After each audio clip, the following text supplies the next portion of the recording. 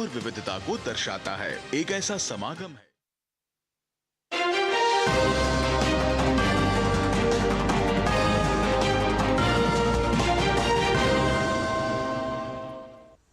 नमस्कार, DD news के इस विशेष बुलेटिन में आप सभी का स्वागत।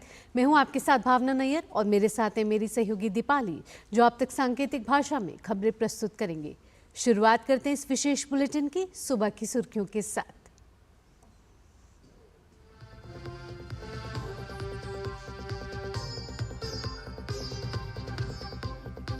फ्रांस की सफल यात्रा के बाद प्रधानमंत्री नरेंद्र मोदी पहुंचे अमेरिका। वॉशिंगटन एयरपोर्ट पर हुआ जोरदार स्वागत। भीषण ठंड में प्रवासी भारतीयों ने लगाए मोदी मोदी के नारे।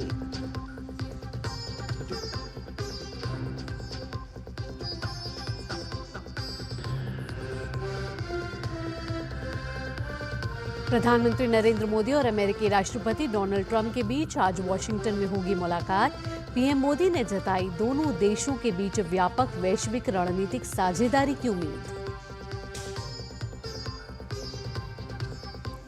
बजट सत्र के पहले हिस्से के अंतिम दिन आज लोकसभा में पेश होगा नया आयकर विधेयक। इनकम टैक्स कानूनों को आसान बनाना है बिल का उद्देश्य। वक्फ बिल पर बनी संयुक्त संसदीय समिति आज संसद के दोनों सदनों में रखेगी अपनी रिपोर्ट, तो वहीं राज्यसभा में वित्त मंत्री निर्मला सीतारमण देंगी बजट पर चर्चा का जवाब।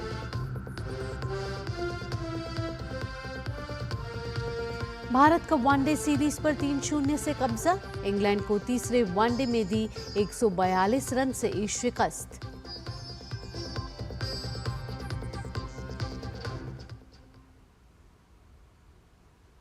अब खबरें विस्तार से। विदेश यात्रा के दूसरे चरण में फ्रांस यात्रा के बाद प्रधानमंत्री नरेंद्र मोदी अमेरिका पहुंच गए हैं। वॉशिंगटन डीसी के हवाई अड्डा पहुंचने पर प्रधानमंत्री मोदी का औपचारिक स्वागत किया गया, जिसमें बड़ी संख्या में भारतीय समुदाय के लोग शामिल रहे। प्रधानमंत्री की यात्रा भारत अमेरिका के बीच आपसी साझेदारी के महत्व को रेखांकित करती है। पीएम मोदी अमेरिका में व्यापार जगत की हस्तियों के साथ मुलाकात करने के साथ ही भारतीय समुदाय के सदस्यों से भी बातचीत करेंगे। प्रधानमंत्री मोदी राष्ट्रपति ट्रंप के साथ द्विपक्षीय बैठक करेंगे, जिसमें क्षेत्रीय और अंतर्राष्ट्रीय स्थिति पर चर्चा के अलावा कई द्विपक्षीय मुद्दों पर भी बातचीत होने की उम्मीद है। प्रधानमंत्री मोदी अमेरिकी यात्रा के दौरान राष्ट्रपति के अतिथि निवास यानी कि ब्लेयर हाउस में रुके हुए हैं। पीएम मोदी जब यहां पहुंचे तो भारी बारिश के बीच भी भारतीय समुदाय के लोगों का उत्साह देखते ही बना।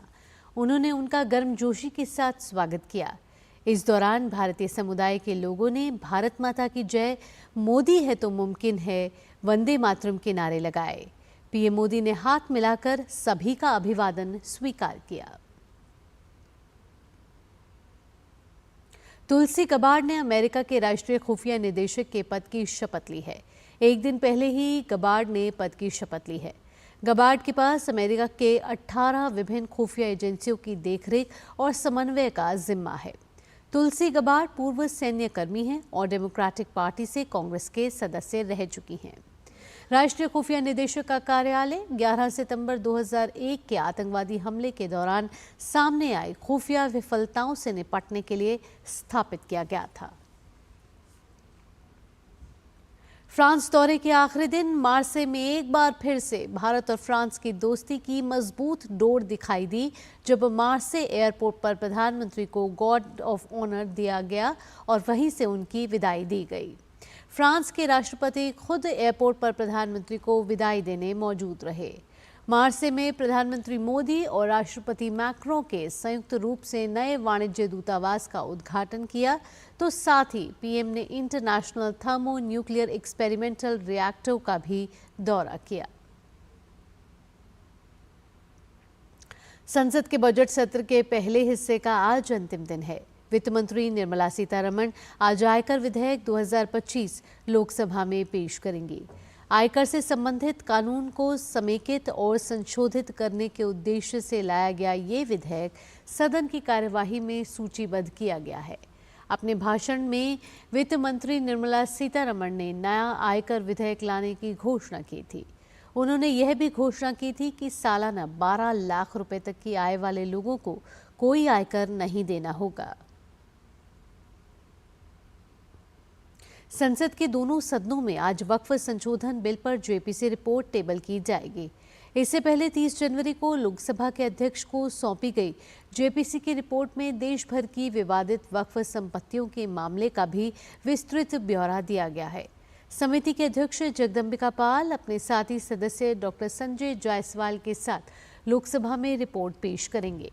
वहीं राज्यसभा में रिपोर्ट मेधा विश्राम कुलकर्णी और गुलाम अली द्वारा पेश की जाएगी। जेपीसी की रिपोर्ट 2025 को लोकसभा अध्यक्ष ओम बिरला को सौंपी गई थी। समिति के पास वक्फ बोर्ड की जमीनों पर कुल 58,898 अतिक्रमण के मामले सामने आए हैं। इसमें से 5,220 अतिक्रमण के मामले देश भर में ट्राइब्यूनल में चल रहे हैं और 1,340 मामले संपत्ति हड़पने के भी चल रहे हैं। वक्फ के संबंधित ट्राइब्यूनल में कुल 19,207 मुकदमे चल रहे हैं, जिसके जमीन हड़पने और अतिक्रमण को मिलाकर कुल 6,560 मामले चल रहे हैं। राज्यसभा में आज बजट 2025-26 पर चल रही चर्चा को आगे बढ़ाया जाएगा। वित्त मंत्री निर्मला सीतारमण आज उच्च सदन में बजट पर चल रही चर्चा का जवाब देंगी। दोनों ही सदनों में आज प्रश्नकाल के दौरान सांसद विभिन्न मंत्रालयों से अहम प्रश्न पूछेंगे। साथ ही दोनों सदनों में कई प्रतिवेदन और प्रस्ताव भी पेश किए जाएंगे। संसद के बजट सत्र का पहला भाग आज तक का है। इसके बाद बजट सत्र का दूसरा भाग 10 मार्च से शुरू होगा। जम्मू कश्मीर के पुंछ जिले में नियंत्रण रेखा के पार से बिना उकसावे की गई गोलीबारी का भारतीय सेना ने मुंहतोड़ जवाब दिया, जिसमें काफी संख्या में पाकिस्तानी सैनिक हताहत हुए। सुरक्षा अधिकारियों ने बताया कि कृष्णा घाटी सेक्टर में पाकिस्तान द्वारा संघर्ष विराम का उल्लंघन ऐसे समय में किया गया जब एक दिन पहले ही जम्मू जिले के अखनूर सेक्टर में नियंत्रण रेखा के पास संदिग्ध आतंकवादियों द्वारा किए गए आईईडी विस्फोट में एक कैप्टन सहित 2 भारतीय सैन्यकर्मी शहीद हो गए थे। उन्होंने बताया कि पाकिस्तानी सैनिकों ने नियंत्रण रेखा पर तारकुंडी क्षेत्र में अग्रिम चौकी पर बिना उकसावे के गोलीबारी कर संघर्ष विराम का उल्लंघन किया, जिसका भारतीय सेना ने भी मुंहतोड़ जवाब दिया। अधिकारियों ने कोई सटीक आंकड़ा दिए बिना कहा कि जवाबी कार्रवाई में दुश्मन सेना को भारी नुकसान हुआ। महाकुंभ में देश और दुनिया भर के सनातनियों का आना जारी है।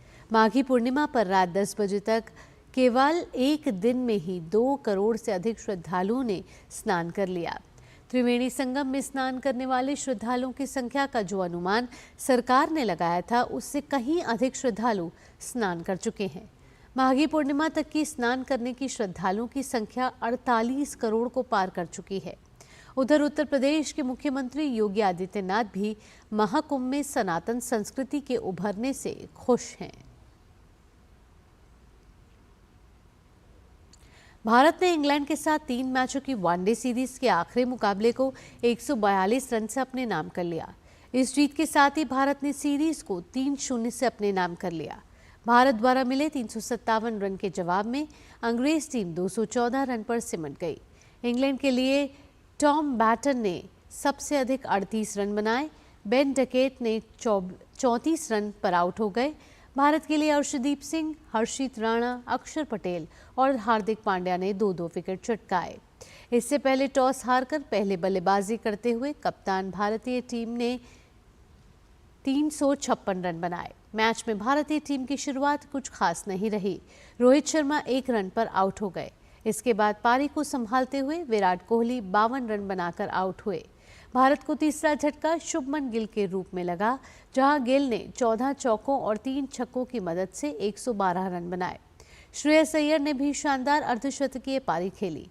उन्हें आदिल रशीद ने फिल सॉल्ट के हाथों कैच कराया। वे 64 गेंदों में 78 रनों की दमदार पारी खेलकर पेविलियन लौटे। श्रेयस अय्यर ने 78 रनों की दमदार पारी खेली। हार्दिक पांड्या 17 रन बनाकर आउट हो गए, जबकि अक्षर पटेल 13 रन और केएल राहुल ने 44 रन बनाए।